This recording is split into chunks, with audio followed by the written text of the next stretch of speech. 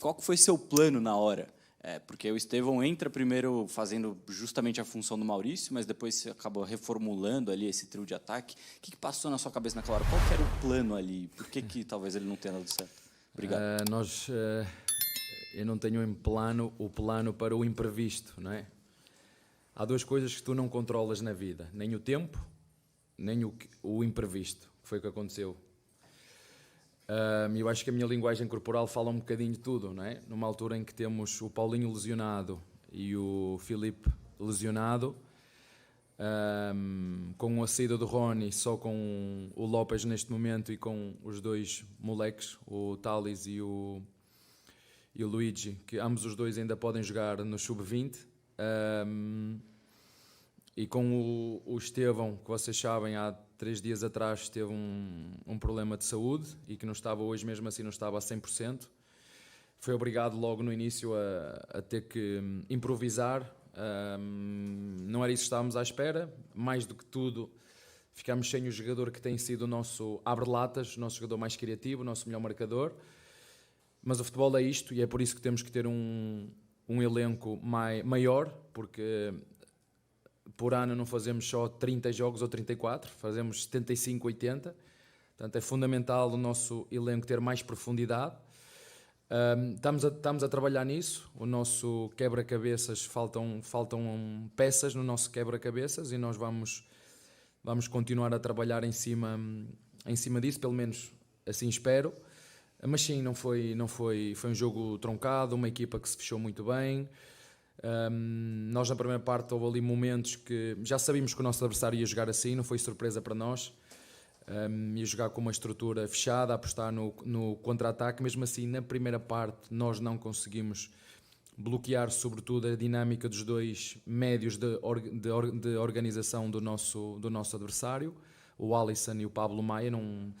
As nossas marcações não foram o que nós previmos, corrigimos ao intervalo e eu acho que melhorou. São jogos sempre mais entroncados, não tivemos tanta criatividade para ultrapassar o muro do nosso adversário. Mesmo assim tivemos num jogo que normalmente, pelo menos assim me diz a experiência, nestes jogos derby, não há muitas oportunidades, mas mesmo assim finalizamos umas 7 ou 8 vezes dentro da área e 2 delas mais flagrantes. Mas ficámos só por um ponto e sim, foi duro logo no início, aos 2 minutos, ficar sem o teu melhor marcador. Boa noite, Abel. Meu nome é Gabriele Simoni, parabéns pelos 300 jogos. Esse ano, o Palmeiras só ganhou 1 jogo como mandante e 3 como visitante. Eu já li os seus livros e eu sei que quando os resultados eles são piores em casa do que fora, isso te intriga, e esse era o cenário do Palmeiras quando você chegou. E no seu primeiro contato com os capitães da época, você perguntou por qual razão o rendimento era pior em casa, e eles responderam que era por conta da má irrigação do gramado sintético. Agora, em 2025, na sua opinião, qual que é o problema? Por que você acha que essas vitórias em casa não chegam? Obrigada. Boa pergunta. Se eu fosse a contar os pontos que nós temos em todos os grupos, tirando o do Corinthians, dava para passar menos no nosso, né? Se nós olharmos para aquilo que deve ser o futuro e pensarmos numa alteração, é dar mérito, porque nós neste momento somos os quartos e estamos fora, né? Portanto, nós estamos com 17 pontos, tirando o grupo do Corinthians, éramos líderes nos outros todos, e corrige-me se eu estiver enganado. Acho que falta-nos um bocadinho de mais criatividade no último terço, porque quando nós chegamos,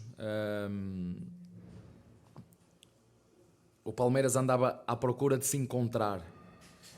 Quando nós jogamos com os nossos adversários agora, vocês veem como eles fecham, não é? Estávamos a jogar, não é com uma equipa qualquer, estávamos a jogar com o São Paulo, certo?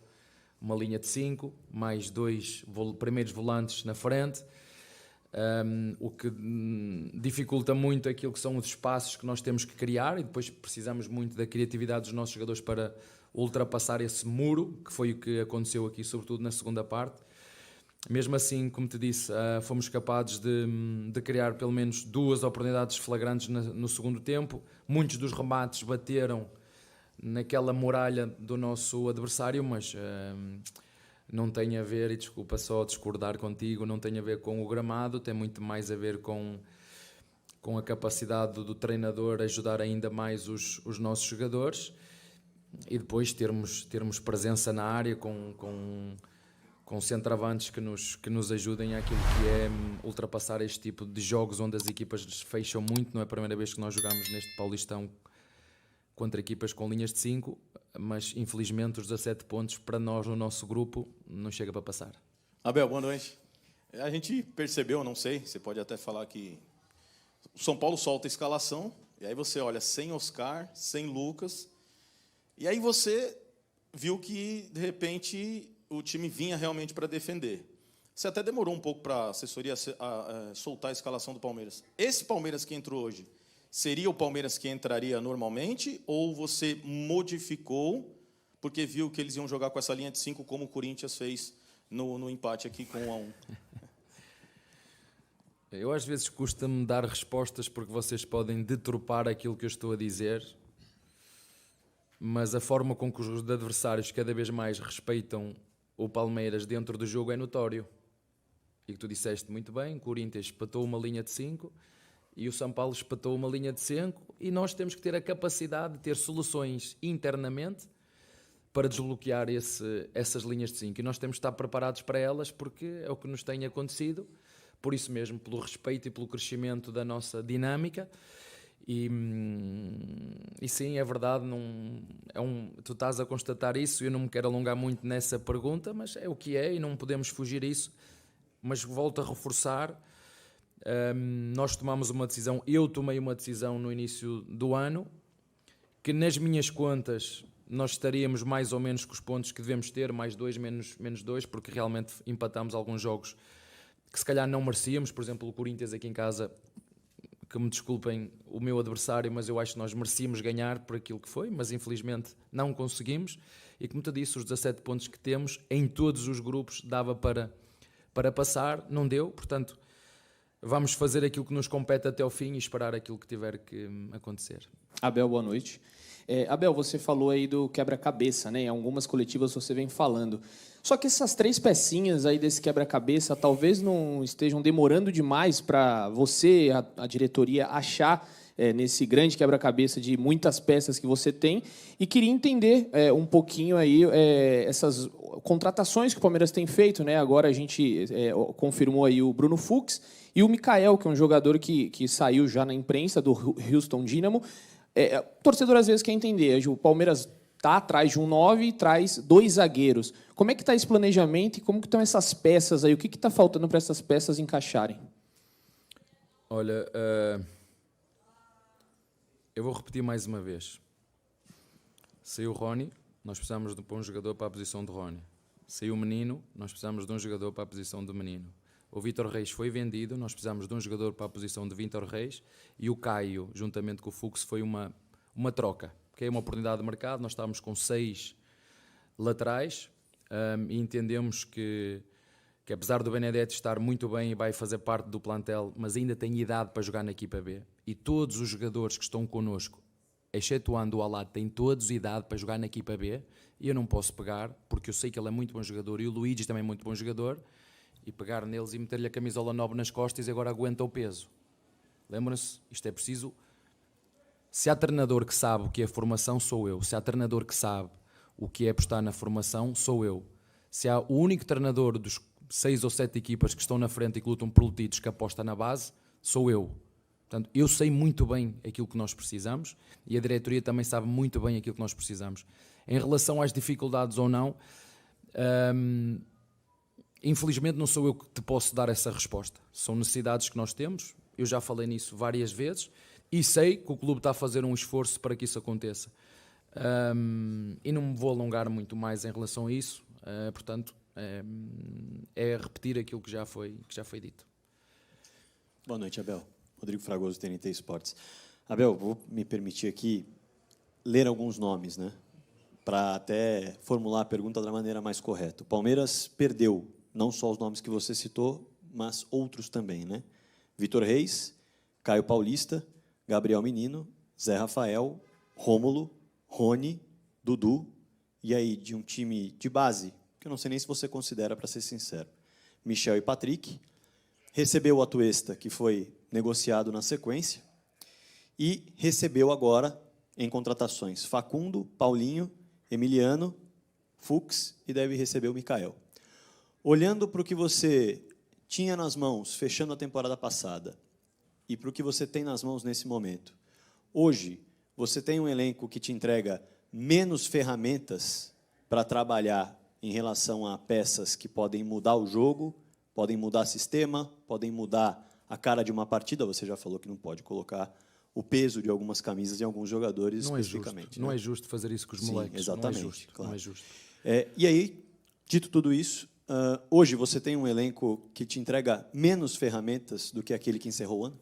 Temos um elenco curto, é isso que eu te posso dizer, e infelizmente temos 3 jogadores lesionados que vocês sabem que nos vão ajudar. O Paulinho vai nos ajudar e vamos ter que esperar, porque seguramente nos vai ajudar quando estiver pronto. Temos o Filipe Anderson, que infelizmente este ano, no início do ano, as coisas não lhe correram tão bem naquilo que tem a ver com a capacidade física, não é? Estamos a falar num jogador, para vocês verem como o futebol brasileiro é cruel com os jogadores, estamos só a falar do jogador que mais jogos fez em Itália e chega aqui ao futebol brasileiro para se adaptar a esta maratona de jogos atrás de jogos, está a ter dificuldade, está com um problema físico, e isso logicamente que nos deixa o elenco mais curto ainda. Mas o resto a tua pergunta foi muito bem colocada, mas é repetir um bocadinho aquilo que eu disse ao teu colega. Precisamos, o elenco está curto, mas sei que a direção está a trabalhar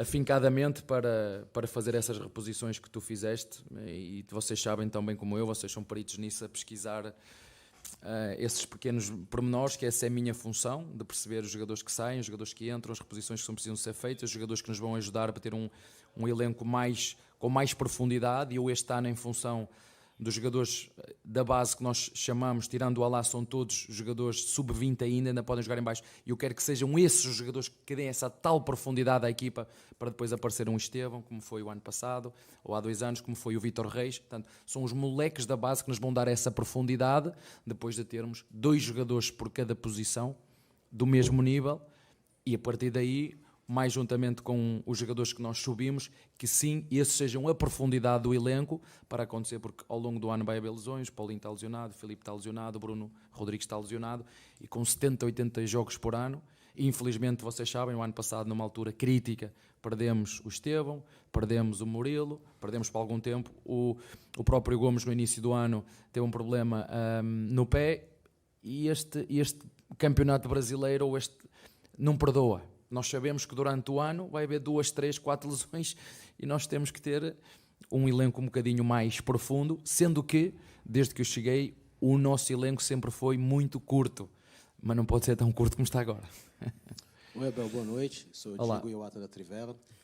Vou pegar um pouquinho da pergunta dos meus colegas aqui, tá? Vou insistir no tema só um pouquinho. Mas a minha pergunta é o seguinte: você foi contratada por saber trabalhar muito bem os garotos, você acabou de falar, se alguém tem de formação é você. O Anderson Barros também chega no momento em que o Palmeiras está com uma nova filosofia de dar espaço, né, tinha um time muito mais... Era outra filosofia, contratava muito. Enfim, casou-se tudo, e isso trouxe grande sucesso para você, grandes títulos, grandes conquistas. Nesse meio tempo, veio a questão das SAFs, né, deu uma revolucionada no futebol. Começou os adversários a terem muito mais dinheiro, até de repente mais que o Palmeiras em dados momentos, né? E a minha pergunta é o seguinte: você está falando que ano passado faltou aqui, machucou muita gente, e isso é reflexo do elenco curto, que é uma preferência sua, né? É uma coisa que você gosta de fazer. Mas o meu ponto é, esta filosofia que foi tão vencedora neste novo momento de SAF, de adversários se reforçando mais, ainda é algo que todo mundo aqui acredita? Vocês acham que é hora de sintonizar de um outro modo? Queria que você explicasse para a gente. Vocês sabem que nós temos uma filosofia completamente diferente dos nossos adversários. É isso que nós temos que assumir, e vocês têm que dizer. Mas a pergunta é, isso continua agora? O ano passado não faltou nada, faltou ganharmos em casa aqui ao Botafogo. E depois fomos eliminados por 2 equipas. Né? Sabem quem era o zagueiro nas 2 eliminatórias contra essas 2 equipas? Sabem quem era? Pronto. Sabem que o Estevão não jogou num desses jogos? Pronto. Então, isto tem muito a ver, o próprio sorteio não foi muito favorável. Então não vamos... vamos criar um caso onde ele não existe. O Palmeiras é diferente do Atlético Mineiro, é diferente do Corinthians, é diferente do São Paulo, é diferente do Flamengo. Olhem para o elenco, mas não é de hoje, é sempre. E nós acreditamos naquilo que fazemos. Agora, isso não invalida que as peças do quebra-cabeças, e eu sei muito bem que o que nós estamos a fazer, ele tem que ser curto, mas não pode ser tão curto. Não é? Basta olhar para o jogo de hoje, vocês olham para o banco e entendem isso, não é preciso ser mágico. Agora, essa parte das chaves e do dinheiro, essa parte não é comigo. Não é? Essa parte não é da minha responsabilidade. O que é que temos que fazer, mais ou menos? Como eu vos disse e disse aqui ao teu amigo, e a tua pergunta vem muito na sequência de as últimas 3 perguntas. Não me obriguem a estar sempre a responder. Eu acho que sou claro, vocês são inteligentes, sabem perfeitamente que o clube, e digo-vos isto porque sei, está a fazer o máximo esforço para continuar a apetrechar o nosso elenco e vamos esperar.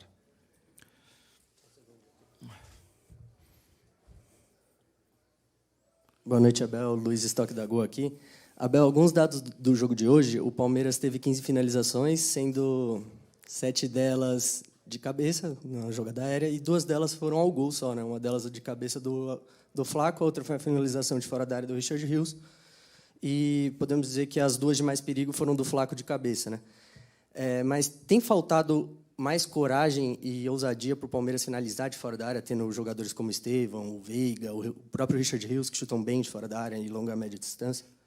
Olha, se tivesse que dizer um aspecto a corrigir, é exatamente esse. Quando jogas com uma equipa tão recuada, com a linha defensiva quase em cima da área, uma das armas que tu tens é o remate exterior. Isto foi o que eu disse aos nossos jogadores ao intervalo. Uma vez que eles te preenchem o corredor central com 2 volantes e 2 zagueiros, o corredor central é muito difícil tu entrares em combinações interiores. Muito difícil. Uma equipa que joga tão baixa quase dentro da área, ou tu entras em cruzamentos da linha de fundo, okay? Ou cruzamentos exteriores, ou remates exteriores. Não há uma forma. É por fora, para ultrapassar este muro, nem meu entender, é por fora e por cima. E remates exteriores.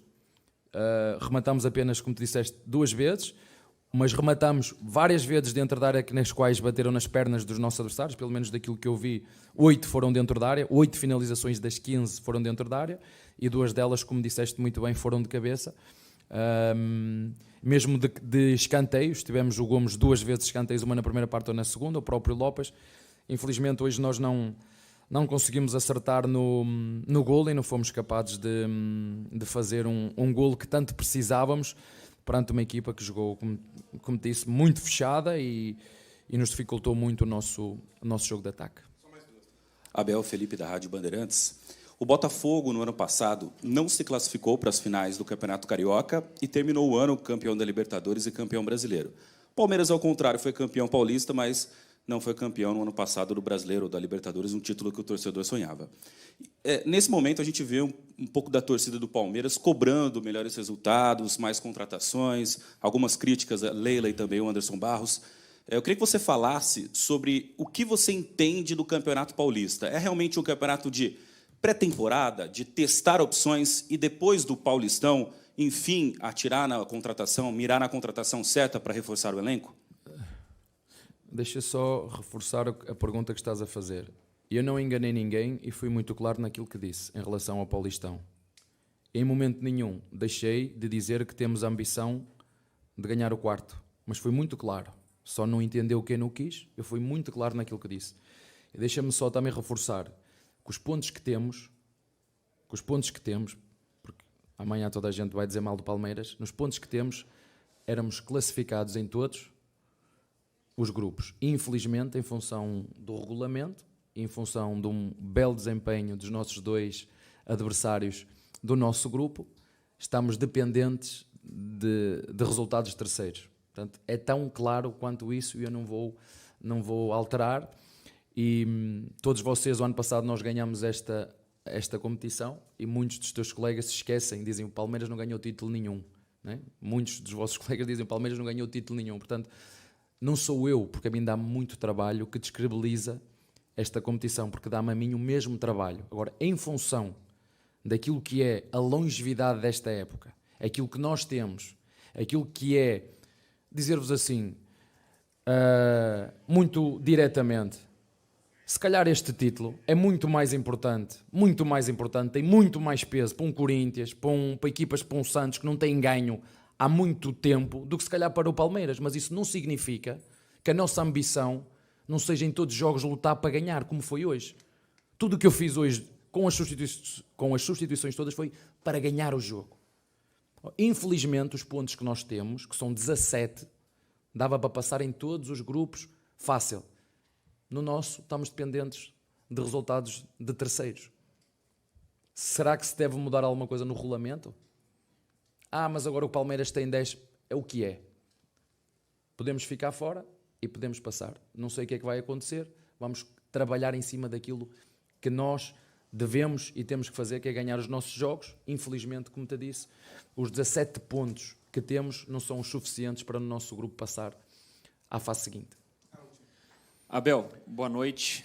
Me permita continuar nesse tema sobre a situação de momento do Palmeiras nessa tabela do Campeonato Paulista, porque já desde a rodada passada que o cenário é esse, né, de não depender só das próprias forças para avançar à próxima fase. E aí eu queria ouvir de você qual seria o impacto e qual é o impacto que pode ter nesse time do Palmeiras de ficar um mês sem jogos, por exemplo, porque no próximo fim de semana a gente já tem o encerramento dessa fase de grupos e aí o Palmeiras vai jogar fora de casa, o que tudo indica vai brigar por essa classificação bem distante aqui do Allianz Parque. Depois, com o início do Campeonato Brasileiro, só para o último fim de semana de março. Então, se não vier essa classificação, quase um mês sem jogos. Qual é o impacto que isso geraria, e não só para o grupo, mas de uma maneira geral de instituição, e nisso a gente acaba colocando a torcida também. Obrigado. Olha, não sei porque nós nunca ficamos de fora. Ganhamos 3 seguidas. Não sei se temos esse crédito de não ganhar a quarta ou ficar fora. Não sei. Ainda não sei o que é que vai acontecer. Como te disse, temos 17 pontos. Éramos classificados em todos os grupos, menos no nosso. No grupo de São Paulo, por exemplo, se calhar estávamos à frente, não era? O que é que querem que eu vos diga? Querem dizer mal de Palmeiras? Podem dizer mal de Palmeiras, que nós já estamos habituados a lutar contra tudo e contra todos, e é isso que nós temos que nos preparar sobretudo dentro daquilo que é o CT, dentro da nossa estrutura, porque desde que eu estou aqui ninguém nos dá absolutamente nada. Ninguém nos dá nada. Tem que nos sair do corpo, tem que nos sair da nossa determinação e da nossa resiliência. O que vai acontecer, eu não sei. Eu gostava muito de responder à tua pergunta mais concretamente, mas tenho que ser mais ambíguo porque ainda estamos na luta. No grupo que mais pontos tem, e volto a referir, no grupo de São Paulo, por exemplo, éramos os primeiros. O Palmeiras empatou mais uma vez, desta vez contra o São Paulo, e segue em situação complicada no Campeonato Paulista. Mas além do resultado ruim, o que mais chamou atenção foi a coletiva de Abel Ferreira. O treinador não poupou críticas, admitiu que o time tem problemas de criatividade e ainda mandou recados diretos para a diretoria e para o elenco. O que está acontecendo com o Verdão? Abel tem razão ao cobrar mais peças para o time? Será que o Palmeiras tem elenco suficiente para brigar pelos títulos da temporada? Fica até o final do vídeo que a gente te conta tudo. Já deixa o like, se inscreve no canal e bora pro vídeo. Depois do empate sem gols contra o São Paulo, Abel foi sincero e admitiu: o time está sem criatividade para furar defesas fechadas. O treinador destacou que o tricolor entrou com uma linha de 5 defensores e 2 volantes, travando completamente os espaços do ataque palmeirense. Nos falta um bocadinho de criatividade no último terço. Precisamos da criatividade dos nossos jogadores para ultrapassar esse muro. Ou seja, quando o adversário se fecha, o Palmeiras sofre muito para criar jogadas e encontrar espaços. E isso já não é novidade. Foi assim contra o Boca Juniors na Libertadores, contra o São Paulo na Supercopa e em vários jogos do Paulistão. Mas Abel também destacou que o problema não é só do elenco. Ele reconheceu que precisa ajudar mais os jogadores a encontrar soluções e também cobrou atacantes mais decisivos dentro da área. E foi nesse ponto que Abel deixou um recado claro para a diretoria. Precisamos de centroavantes que nos ajudem a ultrapassar esses jogos em que as equipes se fecham muito. Ou seja, o treinador quer reforços para o ataque. O Palmeiras perdeu Endrick e Arthur, e ainda não trouxe reposições à altura. Flaco Lopes e Rony não têm conseguido resolver sozinhos, e o treinador já deixou claro que precisa de mais opções. Mas será que a diretoria vai se mexer? O Palmeiras costuma ter uma postura cautelosa no mercado, mas com Abel falando publicamente sobre isso, a pressão agora está nas mãos dos dirigentes. O Verdão ainda tem 2 jogos para tentar a classificação no Paulistão, Mas se continuar assim, o risco de eliminação precoce é real. Além disso, a falta de criatividade pode ser um grande problema para o restante da temporada, principalmente na Libertadores e no Brasileirão. O que você acha? Abel está certo em cobrar reforços? Ou ele deveria encontrar soluções com o elenco que já tem? Deixe sua opinião nos comentários. Se gostou do vídeo, deixa o like, se inscreve no canal e ativa o sininho para não perder nenhuma novidade do Verdão. Até a próxima!